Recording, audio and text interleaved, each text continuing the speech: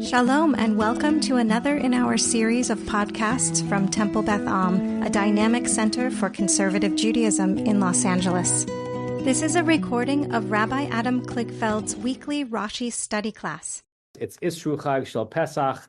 We are, I'm pretty sure, unless we go like intentionally snail-like today, we're going to finish Parshat Ve'era. And even if we get close to finishing, people have requested that we do the Siyum next week when people can actually bring interesting stuff in as Rosh Chodesh. So that's what we'll do. We are about to do the Rashi on verse 32. 1 second. I see your hand, but 1 second.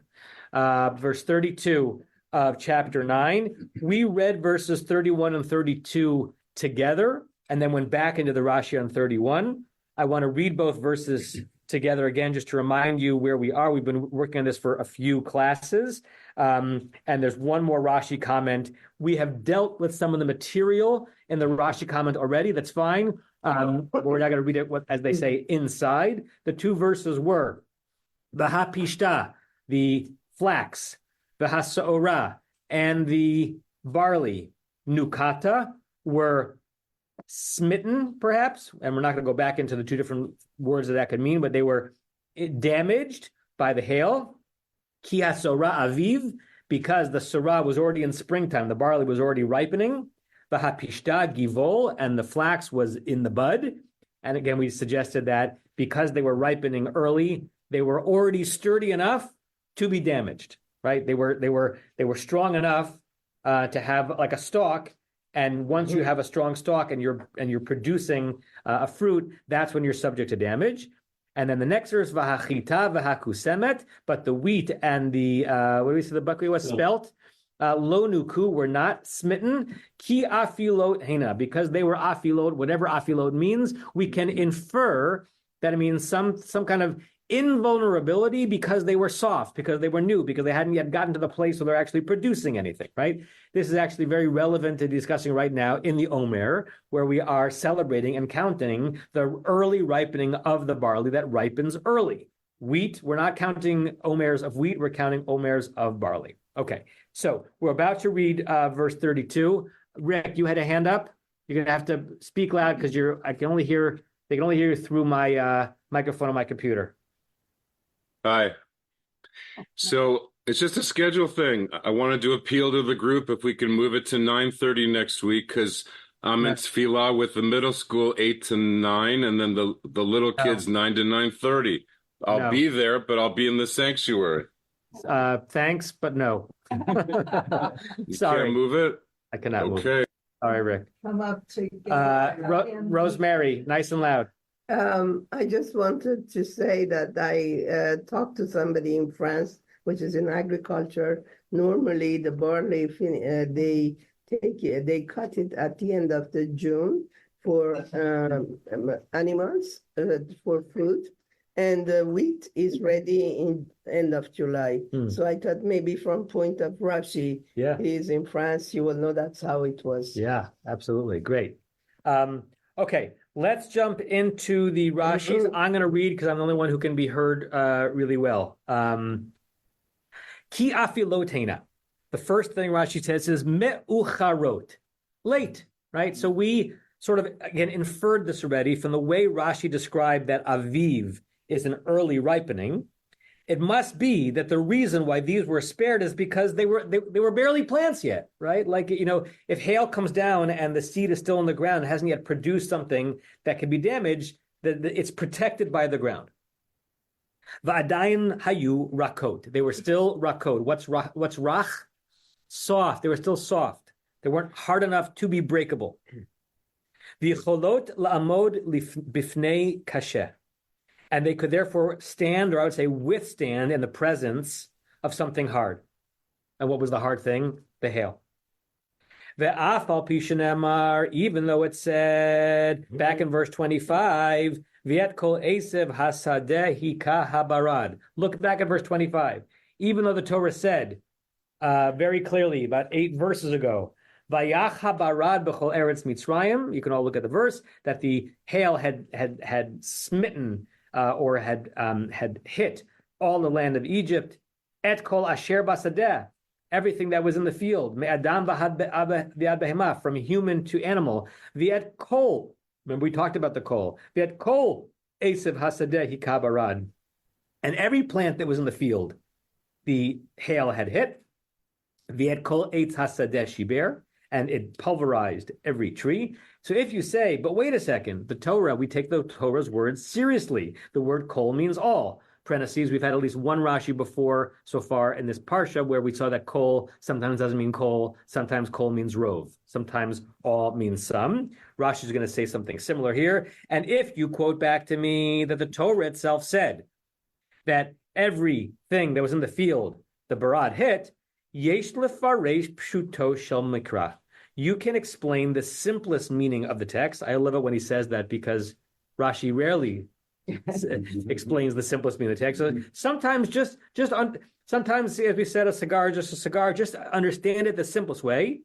Ba'asavim ha'omdim be'kilcham. What was the all referring to? All the plants that were already standing in their stalks, right? And therefore they were developed enough that they could be plants, ha'ru'im lilkot, that were, Ra'u usually means worthy, but here it means kind of ready or had the potential to actually be smitten by babarad, by hail, right? So Rashi's saying that verse that suggests that all of them were hit, yeah, all the ones that could be hit and damaged by the barad were hit and damaged by the rod.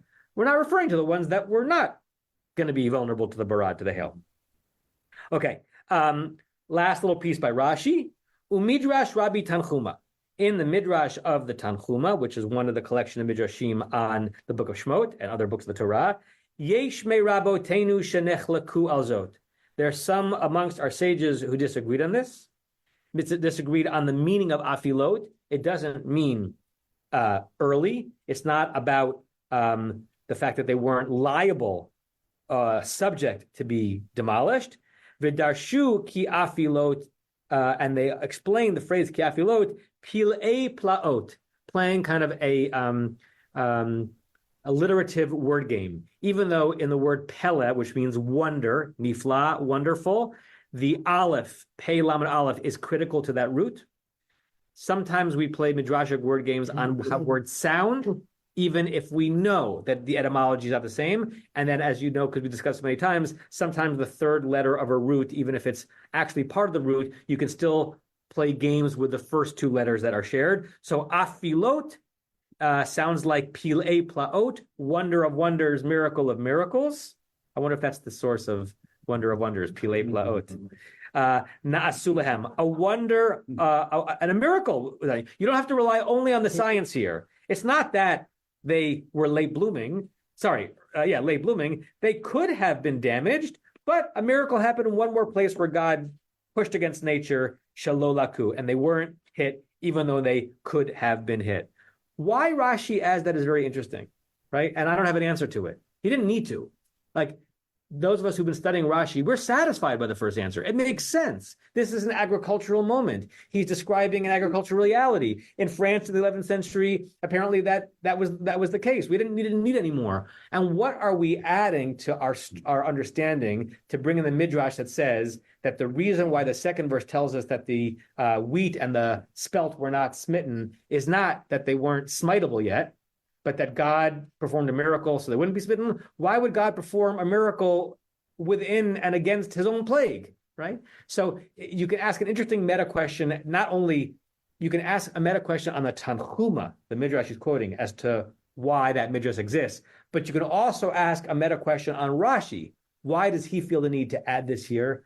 I don't have an answer. I'm interested in others if you have one. So I'll pause here. I see Larry, I see Joanna, and then I see, no, I didn't see Larry, sorry. I see Joanna, and I see Tova. So Joanna, you go first. Project as loud as you can, if you don't mind. So I think two things. One, is it that God was having mercy on the Egyptians or on Bnei Yisrael? They needed to have something to eat. So he saved some of the grain so they could have something to eat. And specifically, importantly, the wheat, because without the wheat, we wouldn't have matzah. I mean, I suppose the story could evolve some other way, but that will become a crucial symbol. We need the wheat.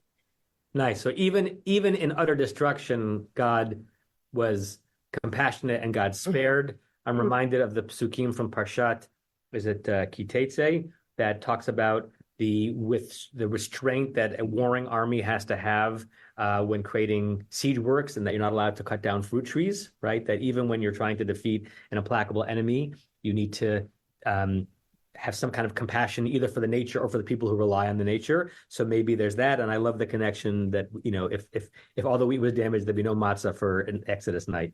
Tova and then Larry. I'm going to pass. Tova's going to pass. Yeah. Larry, Diane. I don't know whose hand it was. So this is sort of a backwards explanation. The purpose of the miracles were so they would be bolet. They would be seen by everybody, so that they would know the power of God. But here's a miracle that would only be understood by agronomists. And so Rashi is making the point, that the commentator is making the point, that God's miracles are not only the miracles that are evident to us all, but they're also the miracles that you truly have to be an expert and to have specific insight and knowledge about different things to understand the power of God. Doesn't that answer go more for the first part of Rashi? Or are you saying that the second part of Rashi is so that the miracle wouldn't be so subtle? I think I'm missing something. Say it again. Because you have to be an agronomist to understand why the barley would be smitten and the wheat not. But you don't have to be an agronomist to understand why this field was smitten and this field was not. So say it again. Or don't. Well, maybe I have it wrong, because I was thinking exactly that you have to have knowledge, very specific knowledge, to understand the miracle. And I thought that what Rashi was saying in terms of talking about the the rabbis of Midrash of Rabbi Tanchuma, is that this was Filat was to signify the most remarkable wonders happened to them and that they were not smitten. So most people wouldn't think that this was a miracle.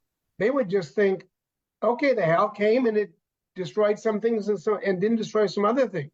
But the rabbis are saying this was in fact a miracle, and this miracle would only be understood by those who had specific knowledge and wouldn't be understood by the general populace. But again, if we're relying on the agricultural explanation, it's not miraculous. It's just that the second set of crops hadn't matured enough to be vulnerable to attack, right? So it seems to be that Rashi's second comment is a way of saying, my first explanation is just nature. I mean, the hail is not nature. That's a miracle. That's a plague. But why some were defeated and some were not is just nature.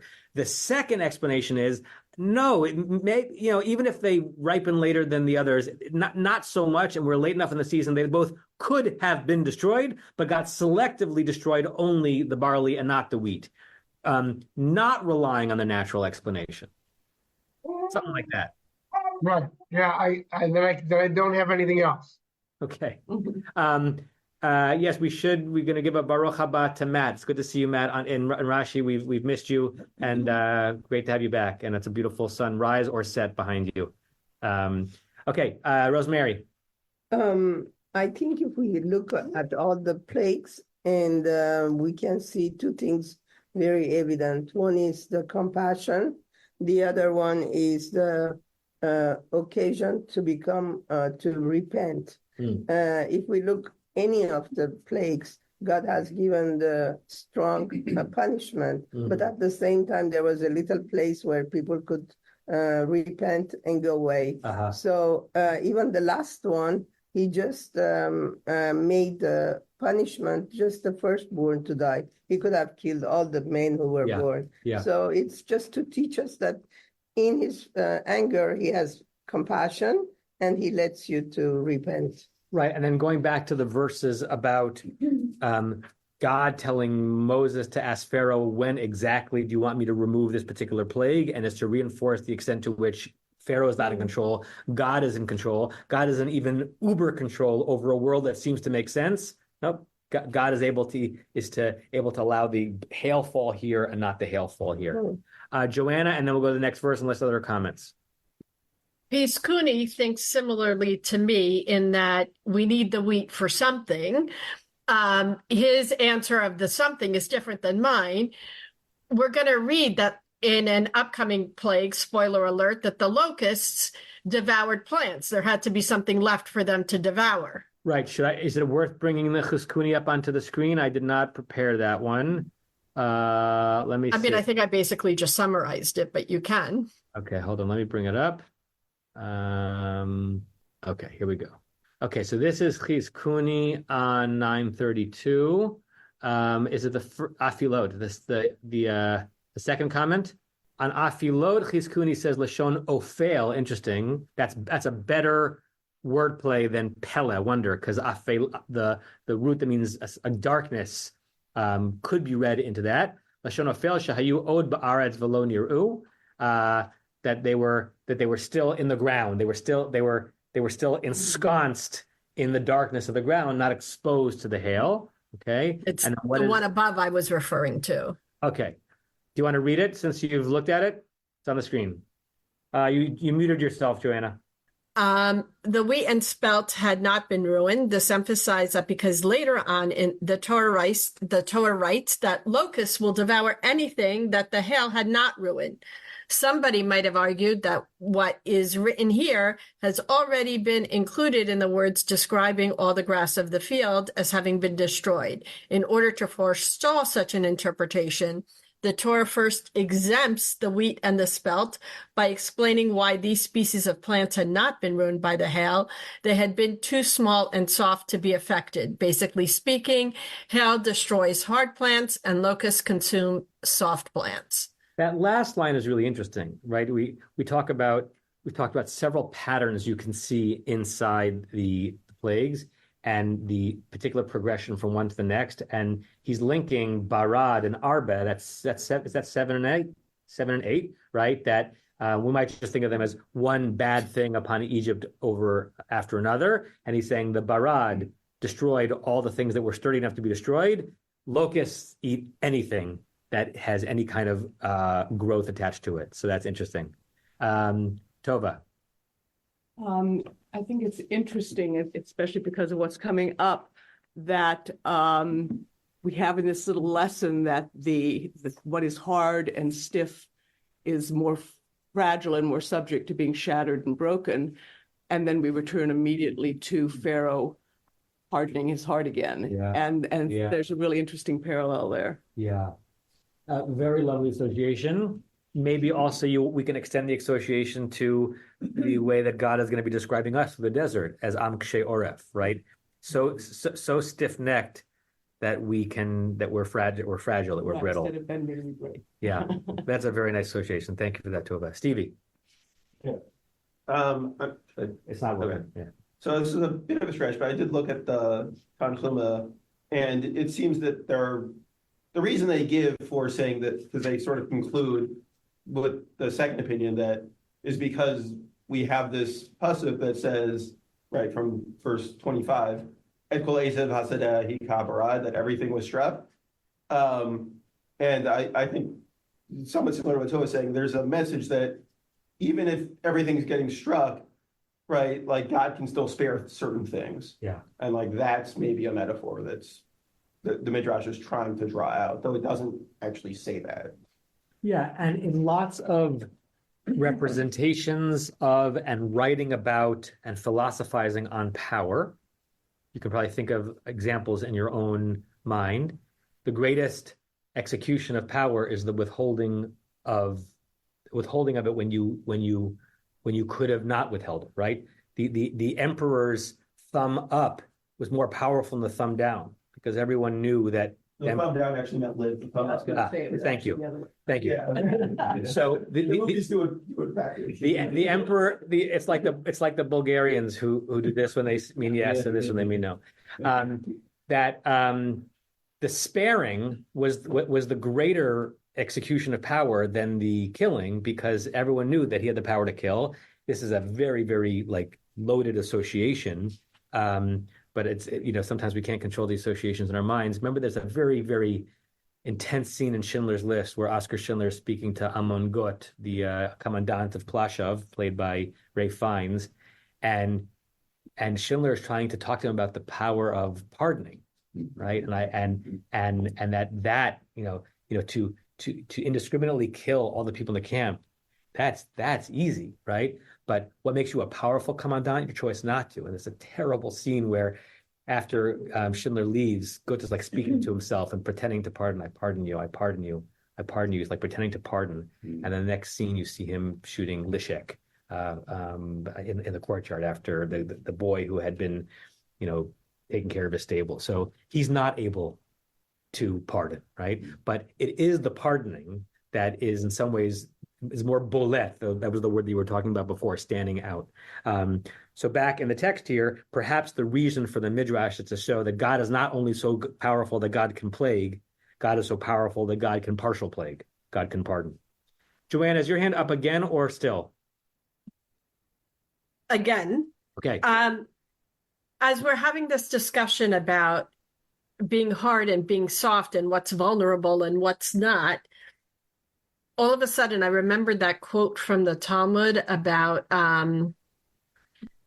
don't remember it exactly, but it's rach kekaneh, like it's better to be soft like a kaneh, which I believe is translated as a reed, and not to be kashek ka'erez, and not to be hard like a cedar.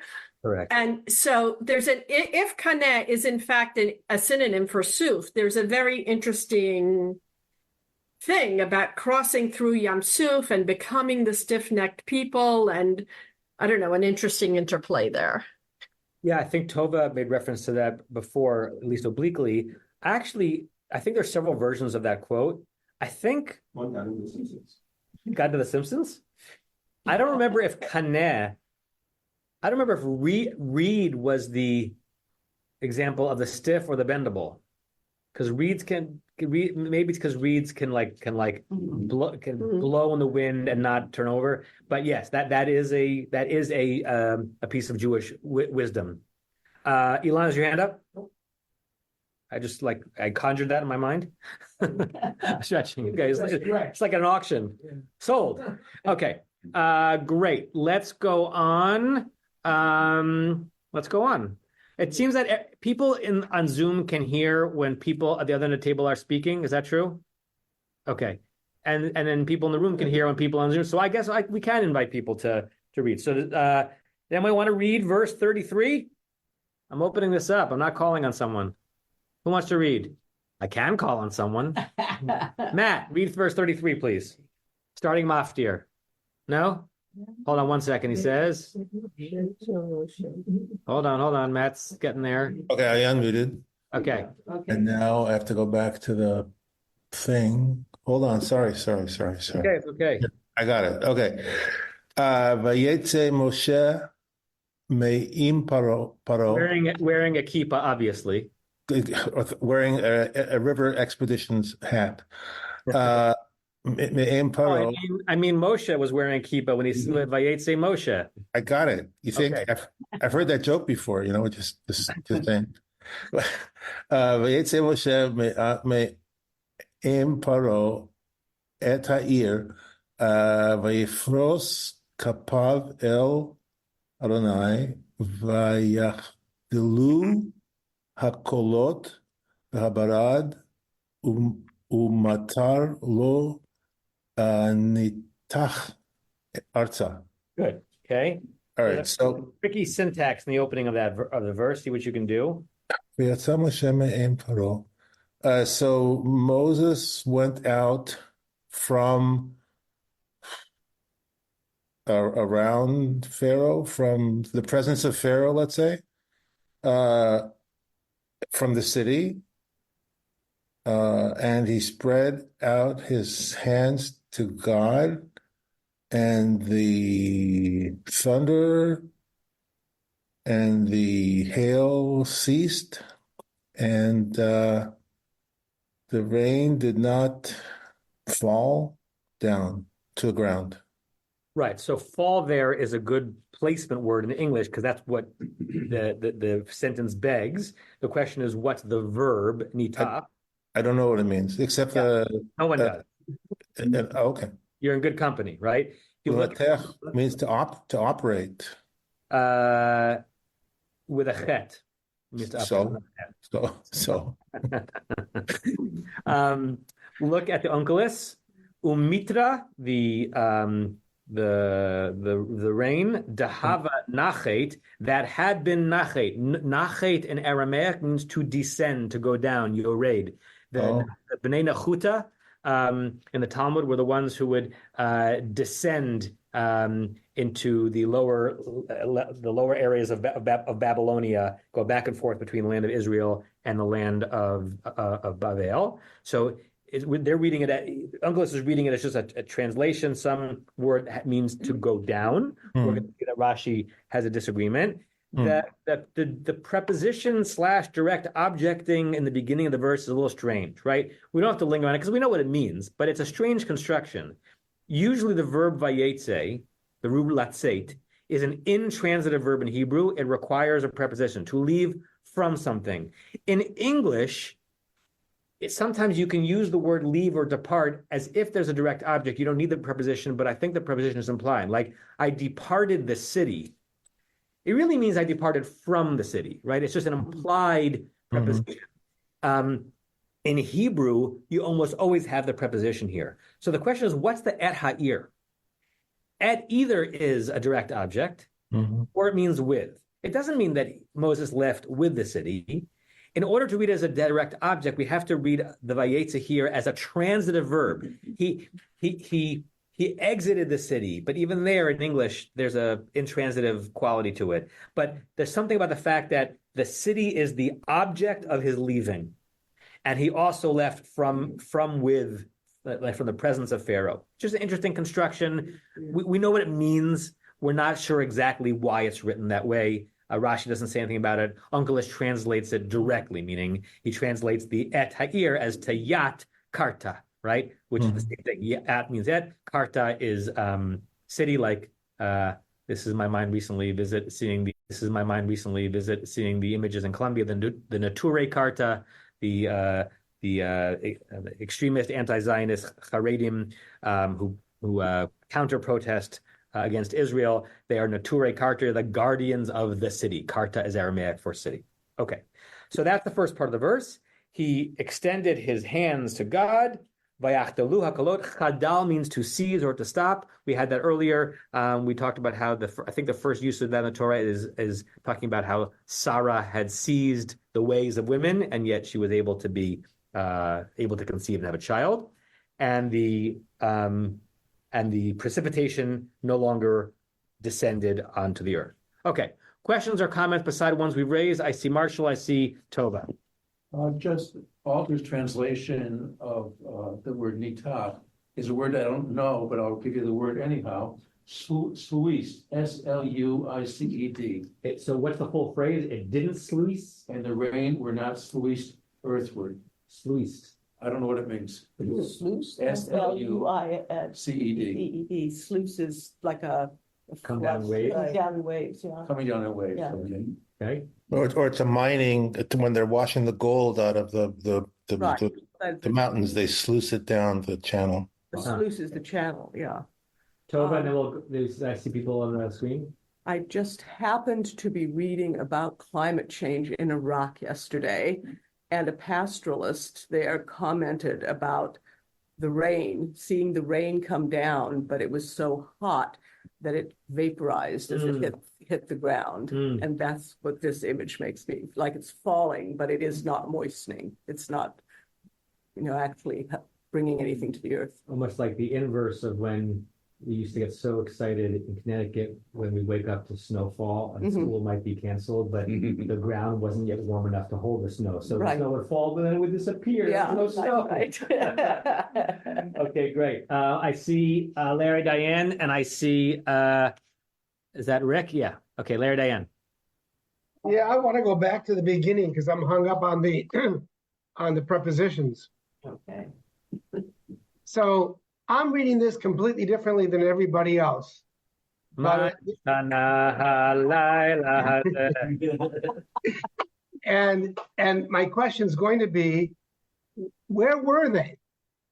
So before I ask where were they, but here's how I read it. And Moses left from being with Pharaoh to the city.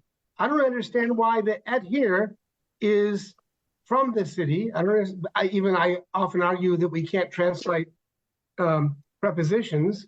So he went to the city, which kind of makes sense to me. Maybe he went toward Goshen, for all I know. But he left Pharaoh. So the question is, where were they?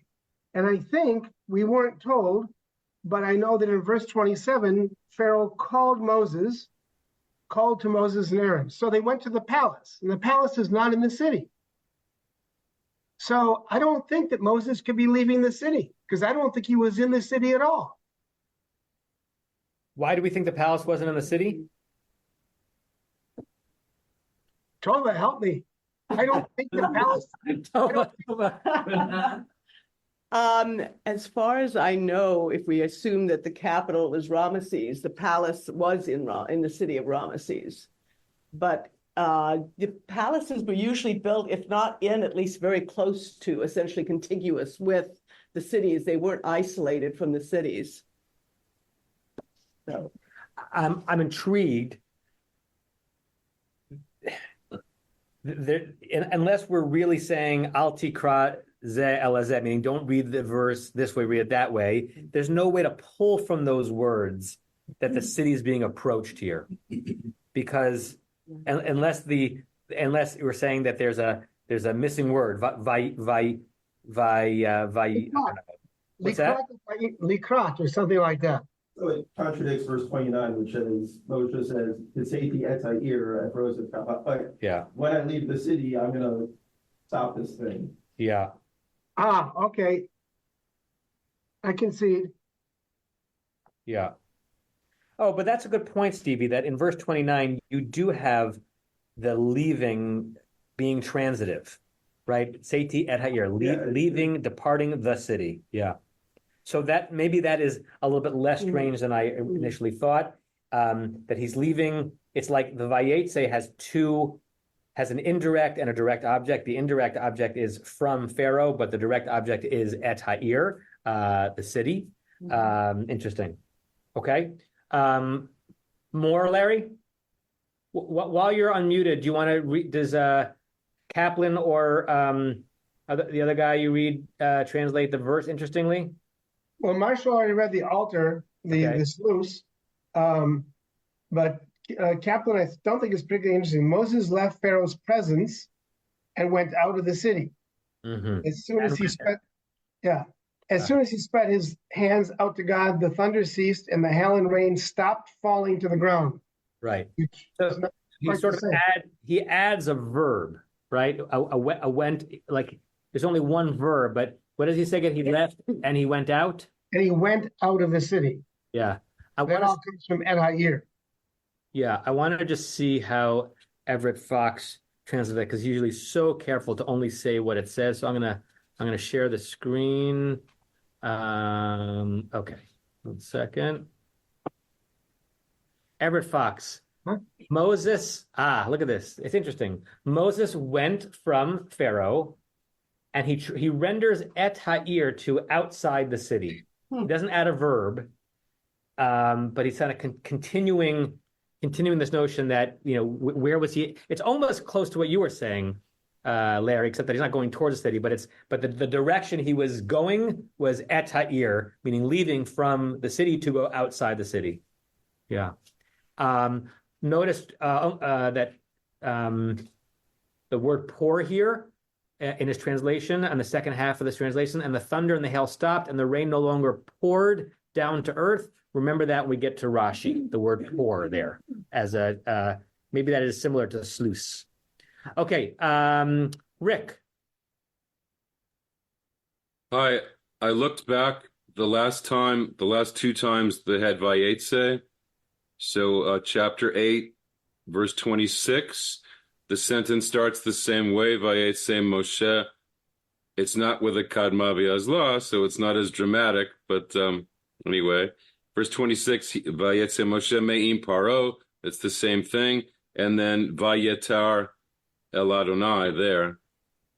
And then before then, in 8:8, Vayetze Moshe Ve'Aharon, they both leave Me'im Paro, the same.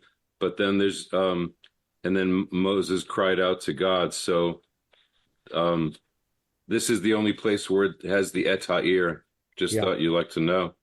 Thank you for that, Rick. Thank you. Okay, anything else on the verse itself before we start looking at the Rashi? Okay. Matt, you up for the Rashi? Sure. Lo nitach. Lo nitach. Didn't do surgery. Okay, sorry, I take that back. All right. Lo higia ve'af did not reach. Okay, so first thing Rashi does, he's going to expand on it, but this is a common Rashi. First, he just translates, just like he in the previous one, afilot, achirot. If you reader are wondering what nitach means, I'm going to translate it as arrive. That's very different than pour down, sluice, right? Just didn't arrive. But look what he does with it. Okay, ve'af otan shehayu ba'avir lo higiu la'aret. So even the ones that were in the air did not reach the ground. What's he saying? He's quoting from a midrash that we're going to look at in a second. What contention is Rashi making? That the drops at the moment that Moses acted or observed, then the drops that were already heading earthward stopped. They didn't reach the earth. Matrix, right? It's not just that the plague stopped, but the plague stopped. Everything froze. Right. And the droplets that were going to hit didn't, and they either evaporated or they went back up, right? So froze is not exactly right, of course, but right, froze in motion, right? Right. And this is, building on the previous thing that Rashi brought in the second half of the previous Rashi, another way of the Midrash fantasizing, rhapsodizing about God's ability to even do miracles within miracles, right? And right, because the rain stopping is not that miraculous. It happens all the time. Right. But for the last droplets not to hit the ground, that is miraculous. Okay, so I want to show you the midrash that this is from because it's interesting. Where is it? Hold on. Okay, so where am I? Sorry, folks. Okay, so this is from Shemot Rabbah, chapter 12. Shemot Rabbah is the Agadic midrash of the book of Shemot, and it kind of goes through verse by verse. And let's read this.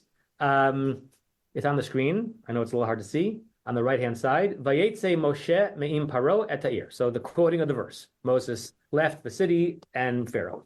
Shadayin hayu b'tchum ha'ir. So Shemot Rabbah disagrees with Larry Herman. They had still been within the city. Miyad lo shaha lihitpalel aleihem. Did not linger there to pray on their behalf. Ella vayifros kapav el. Sorry, didn't delay. Ella vayifros kapav elnai. He extended his handwards to God. V'kibel HaKadosh Baruch Hu tfilato. God instantly accepted the prayer. Vayachtalu hakalot b'barad. The thunder and the hail ceased. Umatar lo nitach arza, and the rain had no longer reached or arrived or sluiced down to the ground. Tila'an beripayon. God hung them, suspended them in ripayon. Rafeh in Hebrew means kind of something soft and supple. God softly held them. Now, if God held them, just suspend disbelief, something has to happen, right? Either they have to disappear or they have to kind of go back up.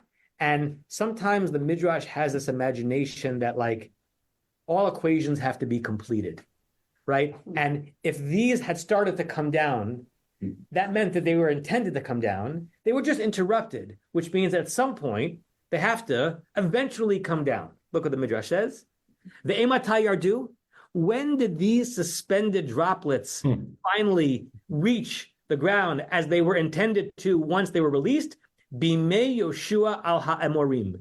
In the times of Joshua during the battle against the Amorites, as it says, Joshua 10, verse 11, Vayehi benusam mipnei Yisrael, that it was that they were when they were fleeing from the Israelites, Varanai hishlich alaihem avanim gdolot min hashamayim. God cast down great stones from the heavens.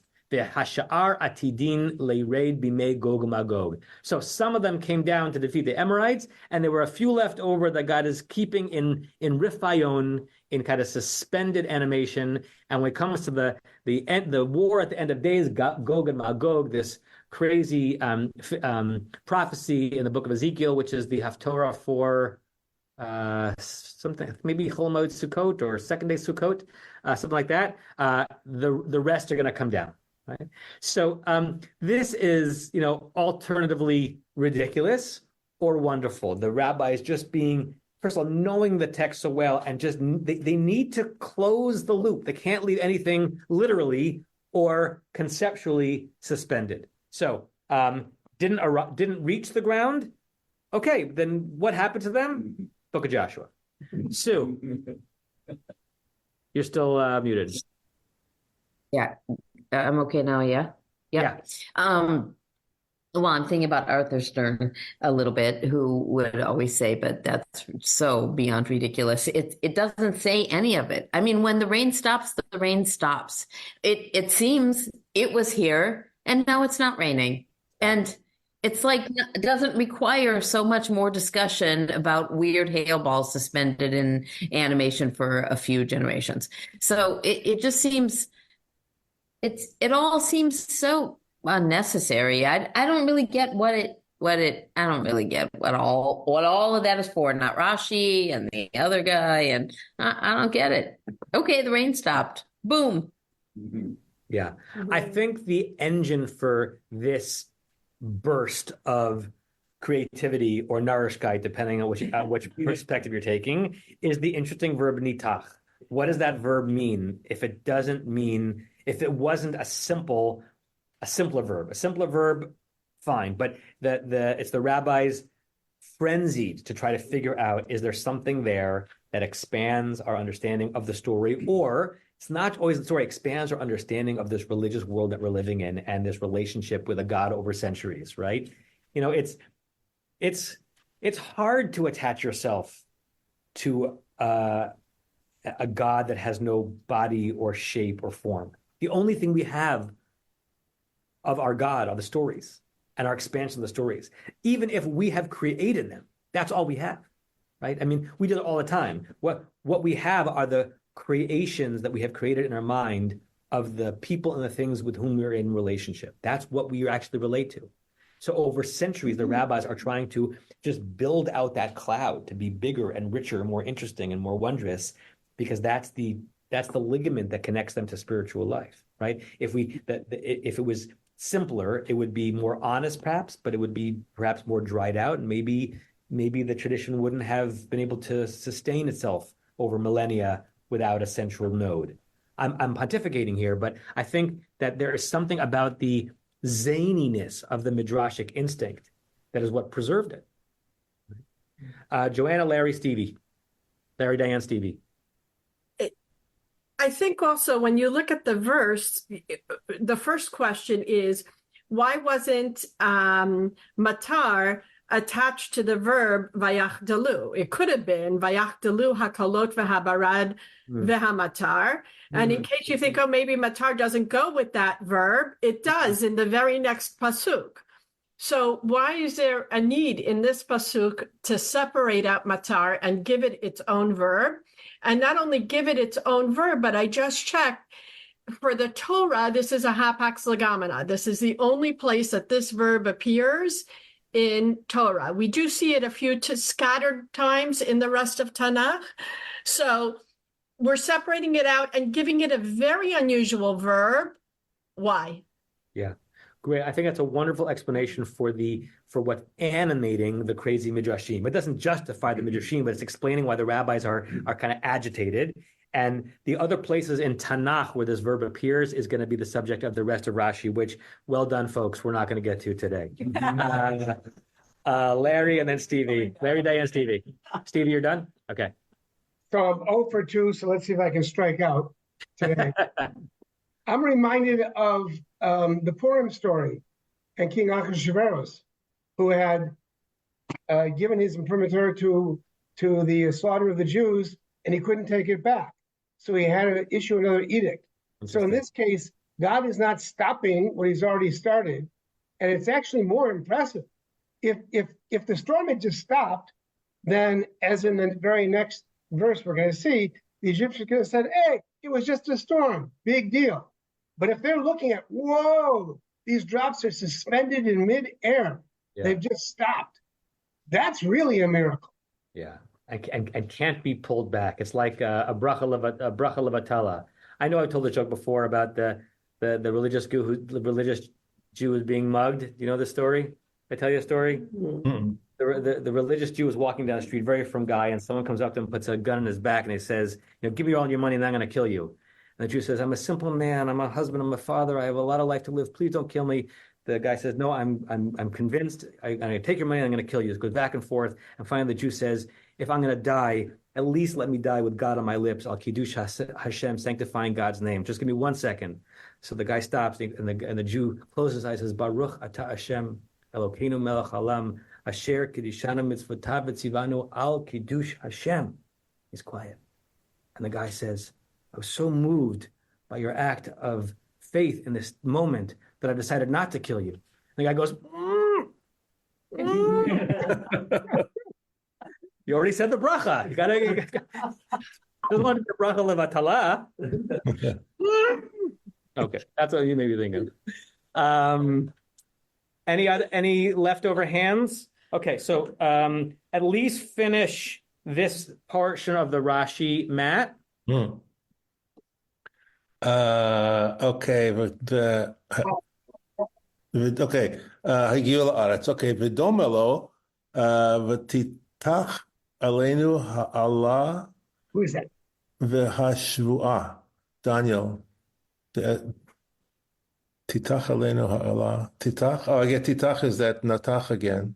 Right. So this is as Joanna says. You have to go outside Chumash to find analog. So he brings us to the book of Daniel. I'm going to bring on the screen 1 second. A very uncommon source text in rabbinic literature. Not all Hebrew, right? Let's just this is chapter 9, verse 11. B'chol Yisrael avru et Toratecha. All of Israel has violated your Torah. V'sur and has left you, levilti shmoa bekolecha, and to no longer listen to your voice, vatitach aleinu ha'ala v'hashua. And as a result of it, I interpolated that, the Allah, the oath, the shua, and the sort of oath / curse is going to vatitach aleinu, come down. Look how it's translated. Had been poured down upon us. So Rashi here says that this notion of pouring down in our verse in Shemot, it's that they're not pouring down. In Daniel, it is pouring down. That's the sense of has already been released and is going to be going to eventually arrive. Labriut, whoever sneezed. And the last two words that Rashi says in that phrase. Go back to Rashi. Sorry. After the word Ezra? The Ezra, v'tagia aleinu. Meaning Rashi's translating vatitach aleinu in the verse, which sort of more obviously means is arriving upon us. Take this notion of arriving in the book of Daniel, plug that back into our verse. This is just the rain no longer arriving down to the ground. Okay. Wait, what does the Ezra mean here? What's it doing there? The Ezra, v'tagia aleinu. That's a good question. Is that? I think it's in the verse. Is it in the verse?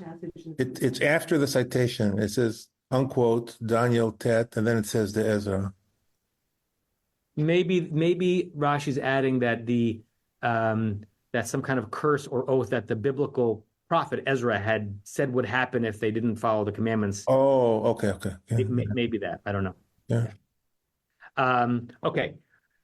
We have successfully gone to 929.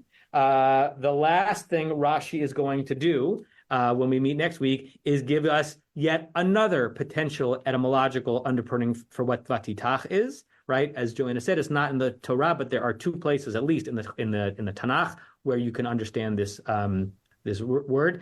A heads up that it's going to end a bit of an anticlimax, meaning this is not a crescendo. He's just going to give us another etymological explanation for it. So we'll begin there next week. Next week, bring Divrei Torah and Parshat Va'era that you want to share. Bring some treats and snacks. Rick, I'm very sorry that we can't move it to 9:30. I apologize because I would want you to be there. If you can break away for even a little bit of it, that would be great. If you need a rabbi's note, let me know. And we will also, because we only have a little bit left, we'll do what is commonplace to do at Asiyum and begin Parshat Bo. Okay.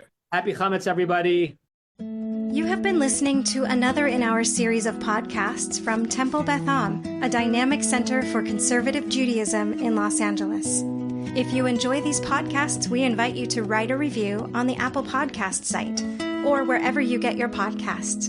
For more information about Temple Beth Am Los Angeles, go to tbala.org.